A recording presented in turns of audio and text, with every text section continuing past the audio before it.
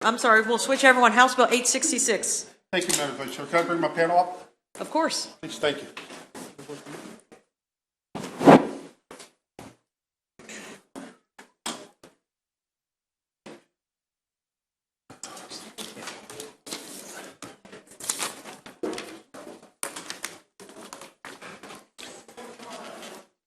My name is Delegate Steve Ahrens. I have my panel with me. I have Cindy Eckert, Lisa Weber, Lisa Klein, and Jane Lee. Okay. All right. House Bill 866 is primary and secondary education, health and safety guidelines, procedures, and digital devices. And Madam Chair, it's my third time in front of you this week, and on committee, it's great to see you again and again. The purpose of the bill is requiring the Department of Health and Mental Hygiene, in consultation with the State Department of Education, to develop health and safety guidelines and procedures for the use of digital devices in public school classrooms. We're requiring each county board of education to implement certain health and safety guidelines and procedures for the use of digital devices in public school classrooms, beginning in a certain school year, generally related to health and safety guidelines procedures for digital devices. The use of digital devices in the schools is a concern because of the harmful effects of blue light that is emitted. The blue light comes from the computer screens, Chromebooks, and other handheld devices that we feel are detrimental to the eye, and you'll see some evidence here as we move forward. This bill will direct the Department of Health and Mental Hygiene, in consultation with the state, to develop medically sound classroom guidelines. This will help protect the students and prevent risks posed by the daily use of these devices. I guess as we started looking at digital devices when we were kids, we thought, boy, wouldn't it be great to give computers to every kid? And that is a worthy cause. However, I don't know about you all, but when I was a kid, we were always warned about watching TV and what it could do to our eyes, and that's what the doctors used to tell us when we went to get there. So in our attempts to really give our kids a better education, I think we might have looked a little bit past this type of event, if you will, and moved a little too fast. And all we're asking here is that the department come through with some specific guidelines that will keep our kids and our child's health. Thank you. Cindy Eckert. Good afternoon. Thank you very much for hearing this bill. My name is Cindy Eckhart, and I have a little bit of dual testimony. I wanted to show the committee a little video, and then it will give you a good idea, I think, of what we're talking about. So I'm just going to, the IT department for the General Assembly is wonderful, and they've already put this on the desktop for us. In adults and children alike, long periods of staring at screens may induce severe eye strain and contribute to myopia or nearsightedness. You know, there is an increasing rate of nearsightedness around the world. We stare at something up close for hours and hours. Your eye muscles have to focus at that near range, and that can be fatiguing. The other thing is dryness. And when you're not blinking, when we're on computers, our blink rate can decrease by up to 50%. And when you're not blinking and you're staring and your eyes are wide open, those tears evaporate very quickly. You get dry spots that can cause blurred vision. It can cause redness, pain. Sitting with improper posture or with a monitor that is too close or misaligned frequently leads to neck and back pain. Staring at computer screens in the last hours before sleep can inhibit the production of the hormone melatonin. Sleeplessness resulting from suppressed melatonin may heighten anxiety and reduce cognitive function, and contribute to chronic conditions such as obesity, high blood pressure, depression, diabetes, and depressed immune response. But apart from these conditions, children alone face another grave risk from unregulated exposure to bright display screens. Did you know these electronics are emitting a very dangerous blue light? A new report says that the light that they emit could damage your eyes. The blue light coming from those screens can be dangerous for growing eyes. Unfiltered, high-energy visible light, or blue light, can cause permanent damage to retinal pigment epithelial cells and photoreceptors. Blue light is a very bad player. It damages the retina and causes macular degeneration. Here is the reason children are especially susceptible to blue light's damaging effects. We are all born with clear lenses in our eyes that do not filter blue light and allow it to travel all the way to the retina in the back of the eye. As we grow older, our lenses acquire a yellow-brown tint called ocular lens pigment. OLP enhances our vision and filters out blue light. Chairman Kaiser, Vice Chair Turner, and members of the Ways and Means Committee. I'm Dr. Jeffrey Goodfellow, an associate professor at the Illinois College of Optometry, and I wanted to commend you on all the work that you've done to develop and to consider legislation that may help students in Maryland with digital devices in the classroom. I think it appears that you've been well educated on the facts of how many hours kids are spending on these devices, and I commend you for looking at opportunities to at least consider the impact on these devices for children. So I heartily support HB 866, and I encourage you to pass this good legislation for Maryland kids. Thanks. I hope that gives everybody a sense of what we're facing in our classrooms. Before I begin, I'd really like to thank, of course, Delegate Arentz and the members in this room who have co-sponsored the bill. Delegates Eric Ebersol, April Rose, Haven Shoemaker, and Jimmy Tarlow. Thank you very much. They have joined Delegate Arentz, our hero, making a total of 26 members in the House of Delegates, representing nearly every county, to safeguard Maryland students from well-documented avoidable harm. Excuse me, but I'm going to only give you 1 minute to finish up because the video was more than 3 minutes, okay? I'm sorry, that was not what we were told. I'm happy to just cut to the chase. Okay. The bottom line is this. The schools are asking our children to use hazardous devices every day. There are no safety guidelines in place. This bill puts those safety guidelines in place, and it puts the direction of those safety and health guidelines in the hands of doctors. That's why MedChi, the State Medical Society, is endorsing this bill. So is the Maryland chapter of the American Academy of Pediatrics. Best of all, HB 866 is free of charge. Legislative Services reports in its fiscal policy note that there is no cost associated with the passage of this bill. Students are protected from permanent harm. Teachers are protected from additional liability because it's their responsibility to have a safe classroom free of known hazards. And so, as we've heard today, this is a win-win. I also would like to draw Could you summarize, please? Yes, I'd like to draw your attention to the earlier testimony about gambling. It is not just vision that this bill addresses. It's not just vision that we're talking about with the health. It's their musculoskeletal development, as well as anxiety, depression, and yes, addiction. Thank you. Thank you.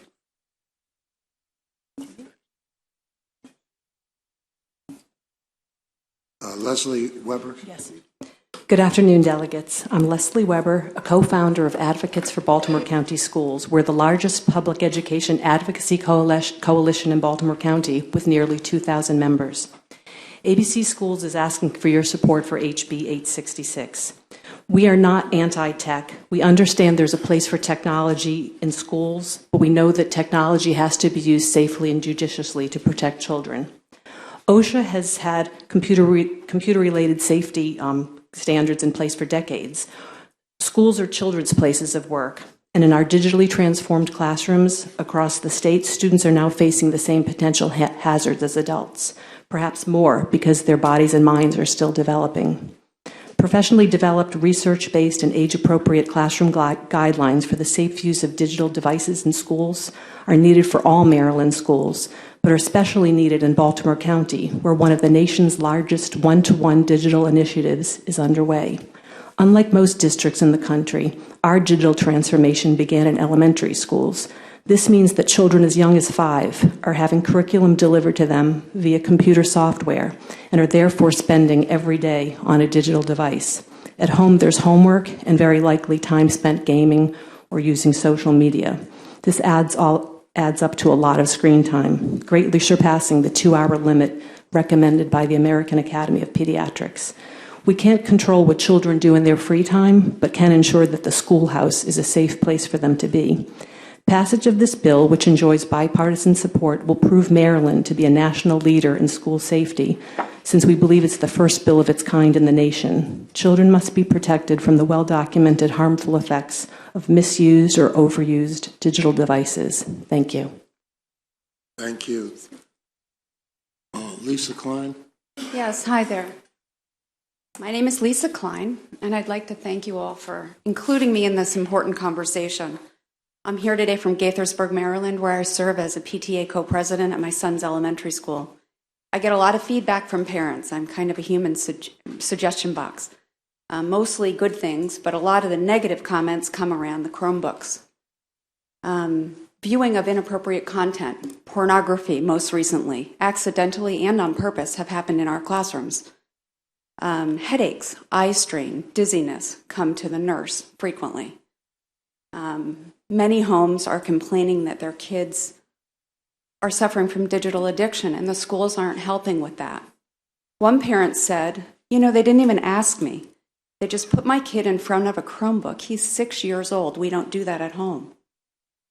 Another parent said her kids get to sit cross-legged in the classroom with laptops on their lap, and they work there for hours a day. That violates the FCC safety warnings that say to keep the device 8 inches from your body. Parents say the device shortens their child's attention span and their ability to interact. I don't have to read and tell you about all the double-blind, peer-reviewed studies to validate their observations. I think you know and I know they're right. One parent asked me, why do kids need to hunch over a computer to learn and take tests? What's wrong with blue books and number 2 pencils? Well, it's a good question, and it's a lot cheaper, isn't it? Well, that same day, my son came home and said a child was so nervous about taking the park exam on his Chromebook, he threw up all over it. And he wasn't the only one. There were 3 that day that did that, and I pity the IT department to have to clean them. Well, the point is that young kids and computers may not be the best combination. It's time, through this legislation, HB 866, that we make computers in school kid-friendly, especially now as Montgomery County considers allowing elementary schoolers to bring phones to school and use them unsupervised on the bus. A steel enclosure, mind you, that the American Association of Pediatrics warns amplifies RF radiation exposure. This is wrong. It is time for this bill. HB 866 fills the gap between the kids and the IT department. Chief technology officers like ours are plugging in the kids without knowing how it impacts their health. Not that I blame them, they're not doctors. Years ago, I participated in a medical study. My daughter died of leukemia, sadly. And the research I have learned about pediatric leukemia is staggering. All the environmental factors that contribute to killing cells, DNA damage. It's real and it's out there. And we can't see it all. But I will tell you that Wi-Fi radiation is on the same list with benzene, DEET, and lead. And those aren't welcome in our classroom either. Thank you so much for your time. Thank you, ma'am. Jane Lee? Yes. Good afternoon, delegates. I'm here representing the PTA Council of Baltimore County. It's 150 local PTAs and 30,000 members. I'm not going to read you our letter. You have that before you. You don't need me to read it. What I'm going to go over, and they've already told you, the effects of the vision, the effects of screen time on the learning process, but there's also the screen time effect on the psychological development of a child. We are starting, especially in Baltimore County, we have one-on-one computers or tablets for our youngest children. Many of them without guidelines are on those tablets nearly the entire day. There is no guideline, there is no regulation of how long. Pediatric studies have shown 2 hours. Some of these kids are on there over 5. This means that what's lacking is their ability to interact in social situations, their interpersonal relationships, their ability to work with peers. This is very concerning to our parents. They're concerned about the vision problems. That won't show up till later in life. But right now, their children aren't learning how to relate to each other. This leads us to a problem down the road. We're going to have problems with children. We know what happens with people that don't relate and don't develop relationships. Then we're going to have court problems later in life. These children should have technology, but that technology needs to be integrated with their safety. And we're asking for guidelines to be made by the professionals, not by us, so that our children are safe 10, 20 years down the road. Thank you. Thank you. All right, Delegate Luque, with a question.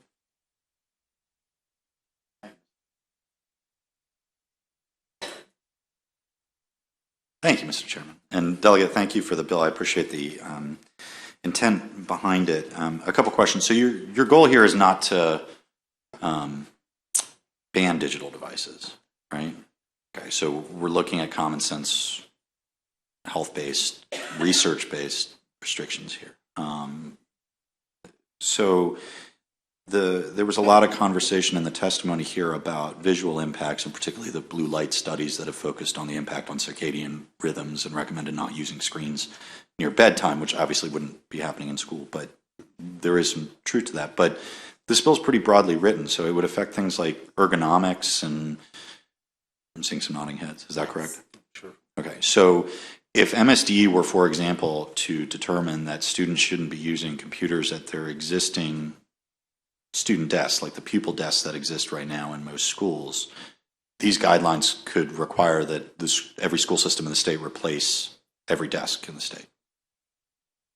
You know, Delegate, I understand that, and that's I think I prefaced my testimony with, you know, we've geared ourselves, run ourselves around with this, and that's the methodology we have chosen as, I guess, leaders, if you will, for our schools. The school system chose that. I think Cindy has a little bit more information on that, but fundamentally, I think you're right.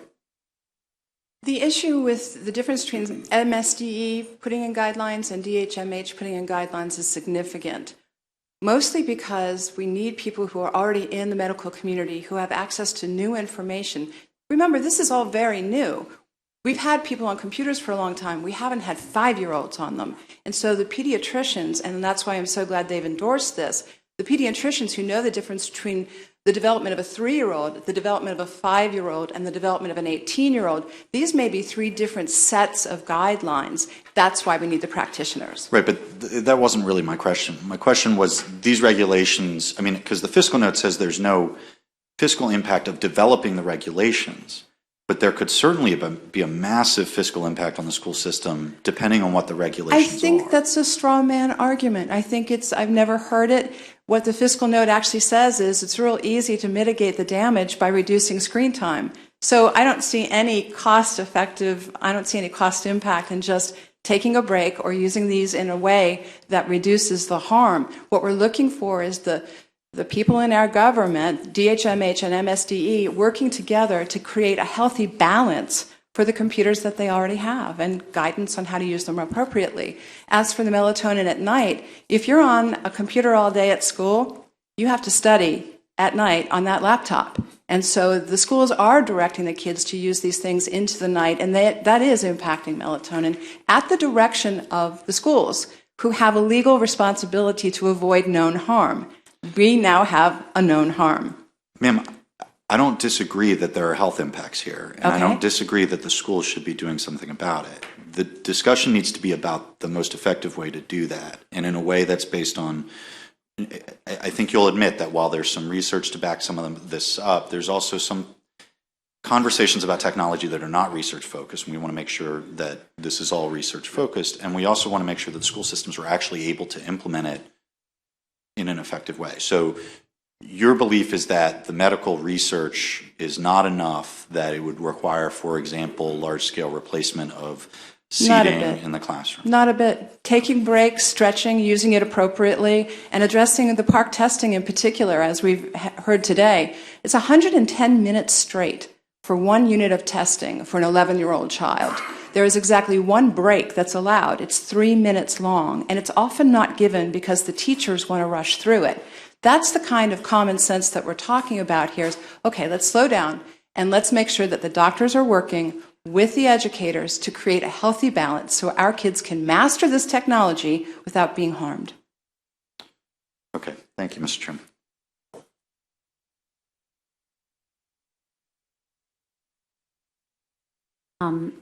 I just want to say, my goodness, I don't know why I didn't think of this, because I feel like I've been fighting this battle with my own daughters for, for probably the last 4 or 5 years. And, you know, everything you're saying is absolutely spot on. I mean, just the addiction, really, to these devices. My question is this, and it's not just the addiction, obviously, they're being required to use it at school, and there has to be a safe way to do it.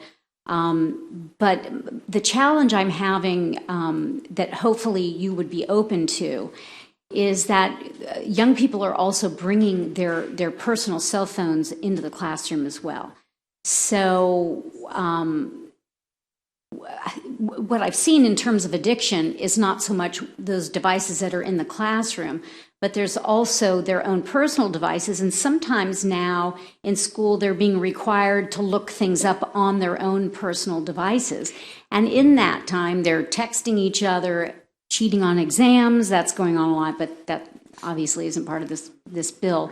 But would you be open to including personal cell phones in that study and how to either incorporate them into classwork or bar them from classwork? Would you be open to that? First of all, it's not a study. This mandates that DHMH creates guidelines and that they get implemented. There's no study. Secondly, I appreciate and respect the position of any educator who says a lot of this is a local decision, a lot of this is a local school board. So I don't believe that this bill even addresses cell phones whatsoever. I think those are local school board issues. What is not local, what is important across this state is that we have uniform safety guidelines for the school equipment. Whether or not the school lets cell phones in is up to them.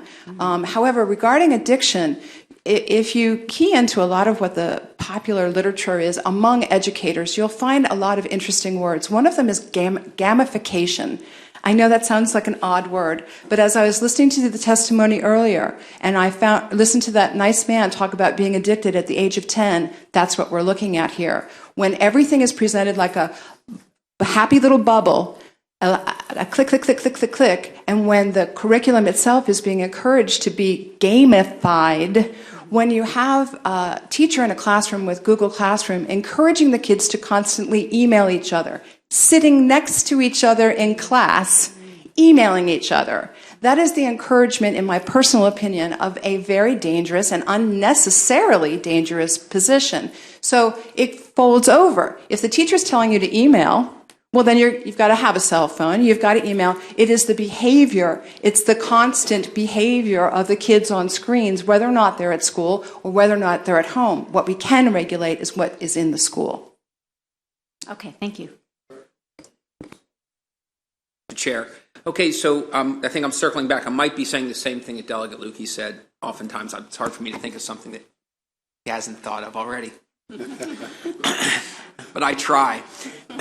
So I'm just reading the language of, and it's in an education article. So it says in consultation with the department. Of course, that refers to the Maryland State Department of Education.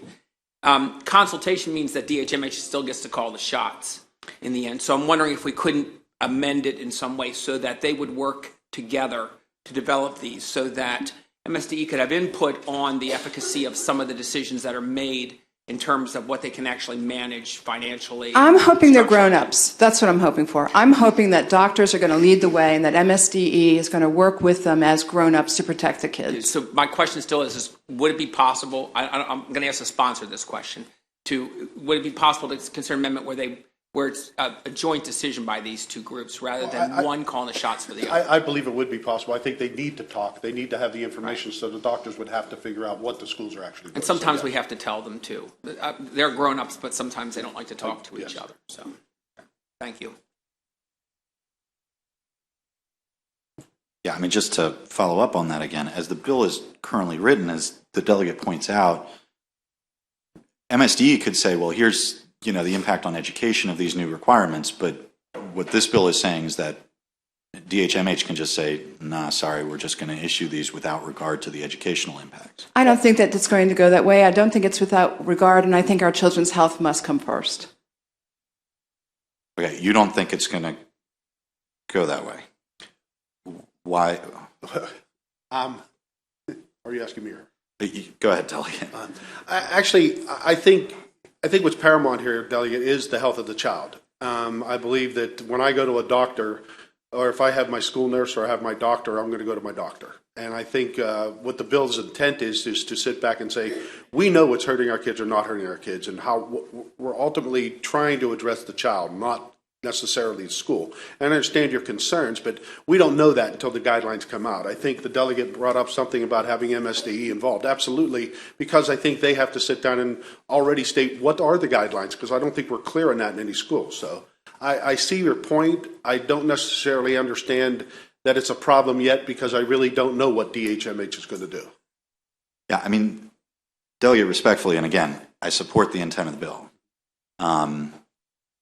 But it doesn't require consultation with the local school boards, just with MSDE. It doesn't require that MSDE agree to any requirements. It just requires consultation, which could be one email like, hey, let us know what you think. It's very broadly drafted. And some of the testimony here today, used data that is not, I think, based in, the reality of what medical research is saying. There may be a study here or there, but for example, the American Academy of Pediatrics recommends no more than 2 hours of entertainment screen time a day. And to my knowledge, they haven't issued recommendations about the amount of screen time that should be used for learning practices. So, that's why I'm expressing these concerns. I'd really like to comment on that if I could. Hold on, ma'am. I think you and I should touch base offline and talk through this. I would welcome. Thank you. You said some things that simply aren't true.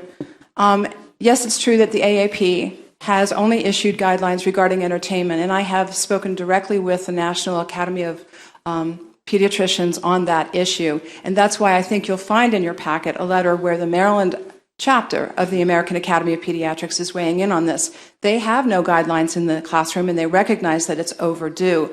As for the studies, I would welcome you to go to www.screensandkids.us, where there is lengthy documentation. Again, the doctors in this state didn't blithely sign on to this. They recognize there is significant scientific evidence behind the need for this bill. And as for the dynamic between DHMH and MSDE, again, I think that the whole bill is to make them cooperate. I don't see it as a turf war. I see it as a cooperative effort to protect our children. Thank you. Are there any other questions? Thank you. Thank you. I have one more person on this bill, Pam Casemeyer.